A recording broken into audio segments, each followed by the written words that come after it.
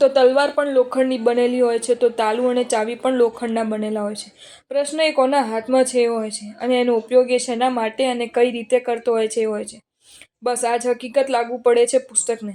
સુષુપ્ત પડેલ વાસનાની આગને પ્રજ્વલિત કરી દે એવા પણ પુસ્તકો હોય છે, તો પ્રજ્વલિત થઈ ઉઠેલ વાસનાની આગને ઠારી દે એવા પણ પુસ્તક હોય છે. પ્રશ્ન એ પુસ્તકના કોના હાથમાં છે એ છે, અને વાંચન એ શેના માટે કરી રહ્યો છે એ જ યાદ રાખવું.